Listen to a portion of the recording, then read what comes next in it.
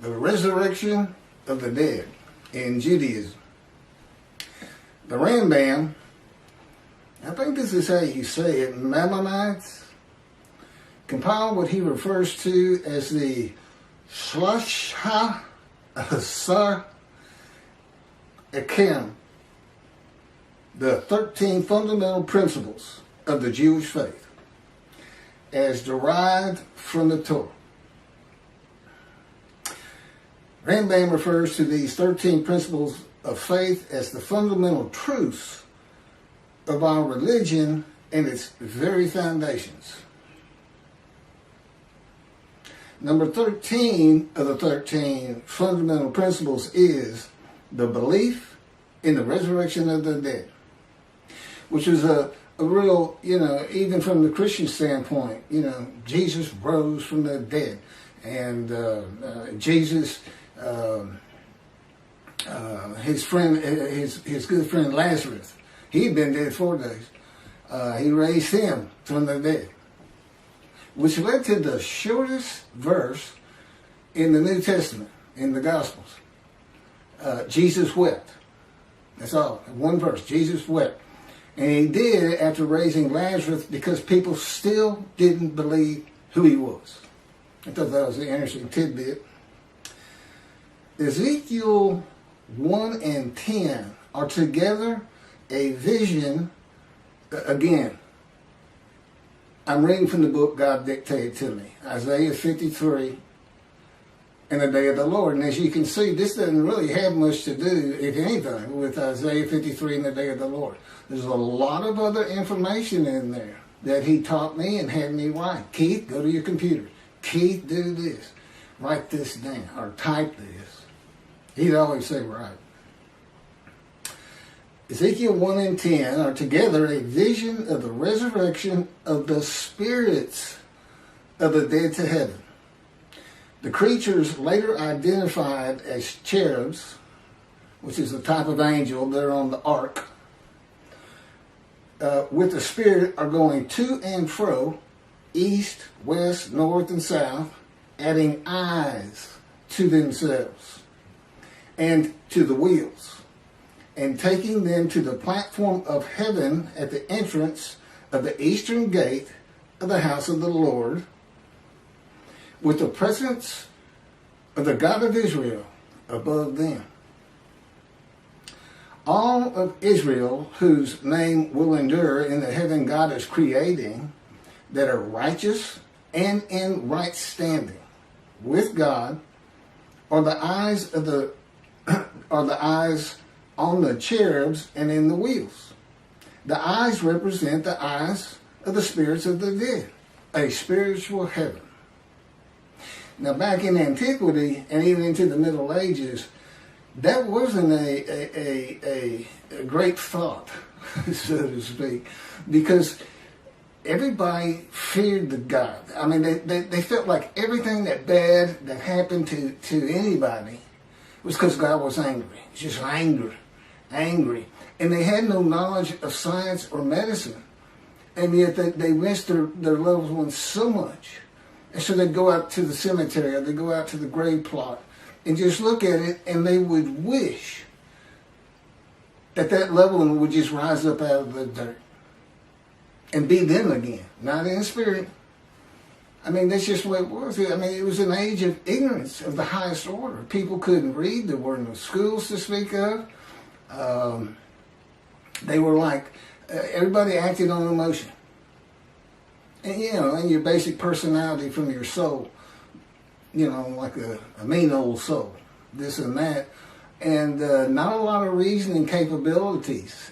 You gain a lot of ability to reason by going to school, even though you're learning stuff you'll never use. It helps your reasoning capabilities.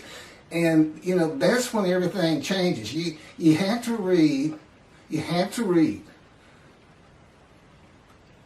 the Bible for two different eras. There's antiquity in the Middle Ages, and then we had the age of reasoning. The age of medicine. This is all called the common era. Science, literature, everything. All these different changes, which leads to, of course, the age of information and now the internet. And it's written into there, and I'm about to show you one of them right here. So, I don't know how this was interpreted by Rambam, but he's talking about the resurrection of the dead based on Ezekiel 37. Rise, old bones, rise. Okay? But this got missed. And that's why there might be fundamental principles, but as you're going to see as I go on, and God again dictated this to me, some things that are part of your religion that come from antiquity and the Middle Ages have to be reassessed. Judaism is supposed to be a very rational, logical, intellectual religion. But boy, a few things got dropped along the way, and my pointing them out is a proof of who I am. I am God's righteous servant. And I handle everything that his other three righteous servants, Moses, righteous and a servant. David, righteous and a servant. Elijah, righteous and a servant. And yet we only have a description of one man for this day. The righteous servant of God. So, effectively, I am the righteous servant of God. His servant David, a shepherd. Again, Rambam. 2 chapters on King Moshe. And he's just making it up. Just making it up as he goes, just like he did the Messianic era. Can't back any of it up. A shepherd. Elijah and the prophet like Moses. And this is the prophet like Moses. Moses did 2 things. He led the Exodus and he wrote the Torah. God dictated it to him. Okay, well, the Jews aren't in bondage. I don't need to do that as the prophet like Moses, so what's left? Write this down. That's the prophet like Moses. And I have all the knowledge that Elijah would have. Elijah. What's so special? The only man in the Hebrew Bible to be specifically taken to heaven. And then he returns in the day of the Lord. Clearly, it's not going to be that Elijah. There's nothing about heaven that I need to know to answer questions that I don't know. I've been taught it. And I envision lots of visions early in my 13 years, first 7 years. Not so much lately, except for pictures that they put into my mind when we're talking. God likes you to see what he's talking about. So I'm you don't have to go into a trance or anything for those. They just send pictures into my mind. It's a wonderful thing. Excuse me. But anyway, okay, that's some backdrop. Let's carry on here.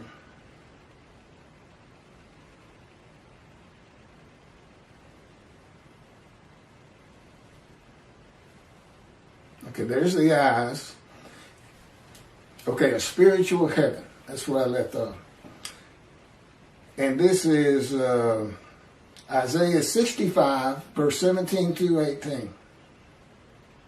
For behold, I am creating a new heaven and a new earth. The former things shall not be remembered.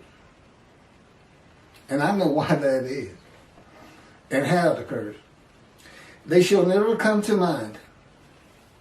Be glad then and rejoice forever in what I am creating. For I shall create Jerusalem as a joy and her people as a delight. And this is Isaiah 66, verse 22.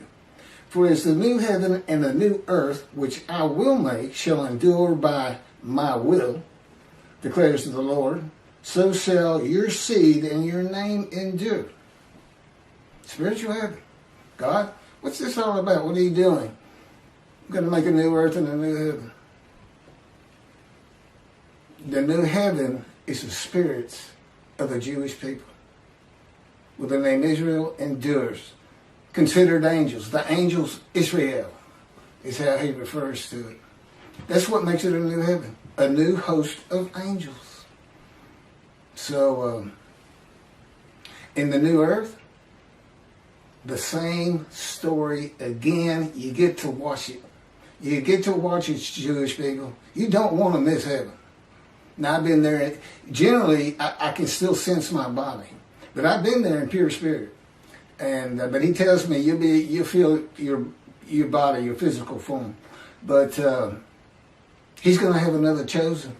He's going to basically just run the story again, and you get to see how it really all played out from the get-go. And of course, time means nothing to you. You don't want to miss it. And that's my proof of an Elijah. I just showed you the prophet like Moses. There's my Elijah. Can't really show you a David except for I bring the reckoning in the dismissal of the rabbis, which is on plenty of videos. God has, I am the reckoning, and I am the wrath on Christianity. And how you fit the Messianic era into the wrath on Christianity, how you can say Moshe perfects the world, and yet he's got to bring the wrath of God to the Christians and the Gentiles in general. I don't know how you put it together. I mean, you cherry pick. Let's take the stuff that we really like and the stuff that sounds kind of ominous, like utter destruction, or I will hurl your glory to the ground if Elijah doesn't get done what I want him to do, clear the way, which, by the way, is building the third temple. That's what I got to get done, in case you want to know. But I got to be recognized. People got to read all this and go, well, we got to go with this. Because he couldn't possibly know this. That's an atheist for 50 years, as if that matters. I mean, the greatest rabbis, Rambam, this, that, people today, Jews for Judaism, Tovia Singer saying 53 is the people Israel as one, all Jewish people as one man. None of it makes any sense. Tovia bases it on the Holocaust, that there was a guilt offering. Let's go to Leviticus. He went Christian. He's going to use the animal, sacrificial, and worship laws for a human being. And that's adding to Leviticus. You're not supposed to add to or take from anything God had written. The Christians killed one son. Tovia Singer's got him killing 6 million so that they would go back home. Yeah, that's not God. He knew you'd come back. He knew you'd get driven back. He didn't have to lift a finger. And then Michael Skoback and whoever wrote their commentary, it's another person, but I only hear Skoback talking about it. It's based on the Messianic era, where the world realizes the Jew has been right all along, a great exaltation, this and that, never going to happen. His whole commentary is based on something never going to happen. You know, where's the day of the Lord? Where's utter destruction? Where's vengeance? And where's God's representation? Where's his Moses? God's coming, but, you know, clearly it's Moshe, but you better get a description. I mean, you got a description, and I still can't get anybody to talk to me. Does shun, despise, and held no account ring a bell? Because God knew it was going to be like this in the beginning. Ezekiel 37 gives a vivid account of raising the dead to life into new bodies of flesh and bone. This was a common belief in the ancient age and Middle Ages. In this age of information with knowledge of science and the human body, few people believe that a human body can or will be resurrected anew by God. You cannot take, we know, but you cannot take the ashes of bones and make a new human body. You're just making stuff up. When did God do that? You ask, can God do that? You know what the answer is? No, he can't. He said, now I could create a human being where there could be a resurrection of the dead. He said, but I don't want anything to do with that. But the world as created is not set up for that type of an event. Believe it or not, God doesn't have a magic wand. But he's got the unseen and elements in it we don't understand, and a power which, and of course, I'm so familiar with it. It actually surrounds me. It is Ezekiel. They call it in Ezekiel the cords of his power. To me, it just completely surrounds every inch of my body and my head. It just surrounds me. I mean, he can move my hands wherever he wants and turn me around, twist me like a top if he wants. Slam me to the ground, I've mentioned. Yeah, if you hadn't guessed it, I'm experiencing. I'm not like any other human being on this planet. But I'm still Keith. I'm a friendly person. Quick to anger, but very friendly. And I've been through every stage, walk of life, man, from poverty, which he has taken me to. I haven't nothing, but which is kind of a religious thing, I think. Even Jesus hated material things, told the rich man he can't get to heaven, things like that. That's just part of it. And it does, another thing that this fire refinement, all these punishment words, maltreatment, makes you humble. More so to him. Moses starts out this firebrand that killed a man that made him angry. And at the end of his life, it is said Moses was the most humble man on earth. Now, I don't know how you measure something like that, but I can tell you I'm more humble to God than anyone on earth because I literally fear him. Because I know the kind of pain he can put me through. And most people don't really have that knowledge. I fear God. But when he'll slam your face down into the cement or to the floor in your room. And so many other things. I know people really don't want to hear all that, but it's important to understand 53. Let me carry on with this resurrection of the dead. Today, few people believe that. It's a primitive and medieval concept that was good for a time through the Middle Ages. That is why God provided visions of heaven, conforming to the beliefs and world of the Jewish people in the Middle Ages and before, and a spiritual heaven for a more enlightened time of reasoning and knowledge. Do you understand what I just said? The Bible has to be read with an understanding of antiquity in the Middle Ages and those people and who they were. And it's also written for people of this day, modern age, knowledge, information, science, medicine, reasoning.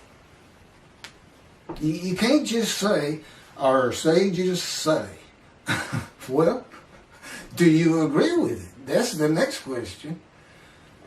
You're not going to agree with the 13th principle when I get done. The burden on Israel and the practicalities of such an event of millions of people suddenly appearing in the land from the time of Abraham to today is unimaginable. You got 6 million from the Holocaust alone.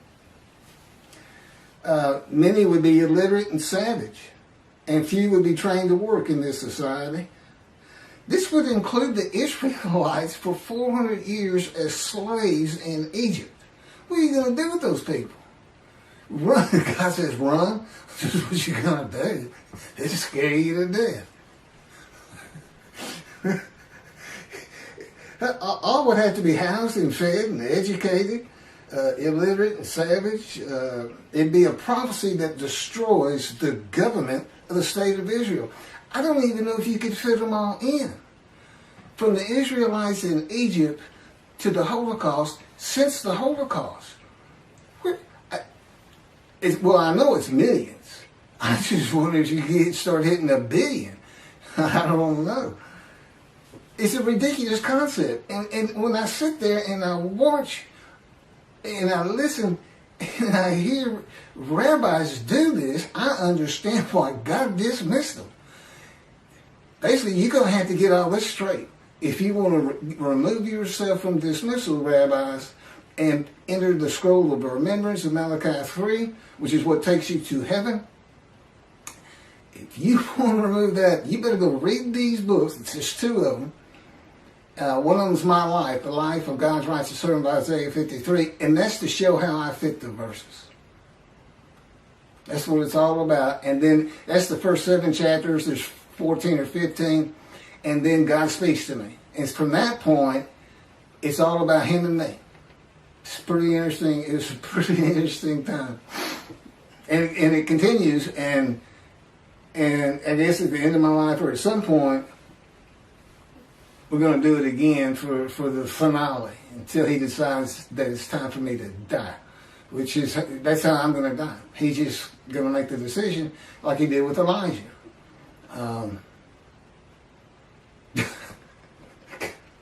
Nothing. Okay. The resurrection of the dead in a human body to a heavenly earth, the world to come. No, that's Messianic. There's also a world to come, which is really amazing to read. Because it's not in the Hebrew Bible. And look, this isn't oral tradition stuff. This is somebody who wants to please his following and get money, if you ask me and God. That's what this is. He's just making it up. It's not an oral tradition. Now, I don't get into the Torah at all. And the oral tradition, I'm going to read it the way God says it in just a second, but we don't get into that at all. I know Rambam said Moshiach would read Torah day and night. Well, no, I don't. But I definitely am a scholar on the prophets and the day of the Lord and everything I've been talking about 45 videos that we keep flipping. Find you a motorcycle and just stick with it the last 2 or 3 because, you can go back 4 or 5 and we're just redoing them to keep them circulating and adding. Like this is brand new. I may have touched on this before, but we're adding, throwing a couple new ones in here and there, and eventually I may end up being a vlogger, I think they call it. This is what I'm doing today. I'm going to go ride on a motorcycle. God's promised me. He's had me in poverty for 13 years, and but he told me one day we'll get a motorcycle again. Because I've had one before, a Harley. But anyway, the resurrection of the dead, okay, that's not the world to come. I got to change that.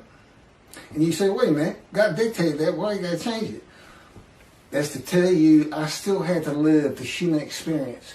To truly still feel like I'm Keith, I got to do something dumb like that sometimes.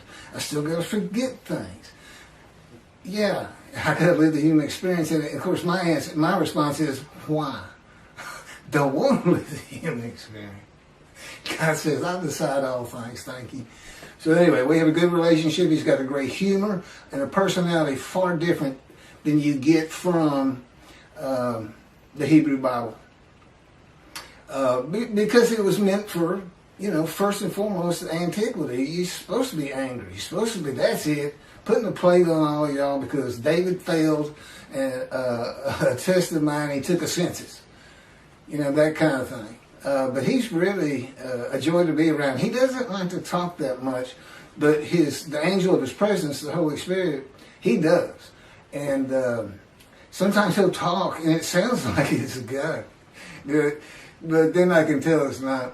Totally different voices.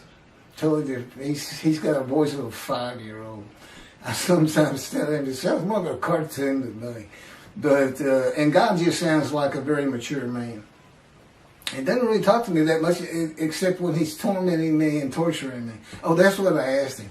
I said, I see all these words: wounded, chastised, bruised, crushed, maltreated. I said, where's torture and torment? He said, that didn't really fit. That's what it is, by the way. Okay, the resurrection of the dead, the human body, to a heavenly earth is also said to be a sign that Moshiach has arrived, or that it will happen in his lifetime. This is a teaching from the ancient age and Middle Ages that continues today. Moshiach's here and it's not happening. Okay? It's not going to happen. Judaism's reliance on everything that the sages say in an era gone by in the oral tradition, it is important for the laws of the Torah.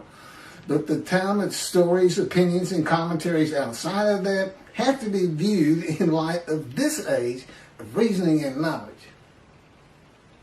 The day of the Lord and the arrival of God's servant David See, he calls him David, a shepherd. According to the prophets, must be interpreted with the evolution of humanity from the ancient age to the age of information in mind. The eras in between and in the eras to come. I'm not sure what that one means. By the way, he doesn't always explain everything to me. I'm not on the executive committee. I don't make decisions. I don't decide when I go to sleep. I don't decide what I eat. I don't decide what I get to watch on TV. I don't get to decide when we do this. It's 3:30 in the morning, and he just said, just out of nowhere, you know what? Let's do another YouTube video. I've been having computer problems, and suddenly, the problems with my computer that I've been suffering through for 2 or 3 days, brand new computer I got with my stimulus check. God says, go to Microsoft support. He still won't just tell me, but I found the answer. And basically it was hold the power button down for 20 seconds. He had let me suffer angst, unhappiness, sadness. What am I going to do? Do I throw this away? I know I got a warranty, but I don't even know where these people are. I got it over the internet. On and on. See, he'll let me do that. He says, and the reason is, the day is coming. The day is coming. But you're not going to feel those things anymore. You know, once I get recognized, once I'm the God's righteous servant, Moshiach, David, Elijah, prophet like Moses, being recognized, and we're bringing the vengeance and hopefully helping the rabbis remove the dismissal so that they can enjoy that fine heaven. Because there's 2 covenants here, and one of them's the covenant from Jeremiah 31 where God says, I forgive your sins, remember them no more. You become a holy seed to build the 3rd temple, just as he did for the Assyrian Babylon exiles. He forgave them. He said, it's not because you deserve it, it's for my name. But what did they do? They built the 2nd temple. That's what it's not really said specifically, but that's what happened. And forgiven again in the day of the Lord. And that's, you know, in Jeremiah 31, see a time is coming, see a time is coming, see a time is coming. It was the time is the day of the Lord, and it's here. I got too much other information on that, but okay. Well, thank you for listening to all that, and for the rabbis, I think you should consider this fundamental principle that you got from Rambam. I mean, I don't see a fundamental principle of your faith. And see, I was an atheist for 50 years. I'm not a religious person. I understand the concept. Well, this is what we believe, because that's what you get from the Christians. You can go to them and say, look at this and that and this and that. None of that makes sense. None of that makes sense. And this is what you get. Praise Jesus. Praise Jesus. Logic doesn't matter. Well, for the Jews in Judaism and for the God of Israel, it's going to start mattering if the rabbis won't see heaven. Thanks a bunch.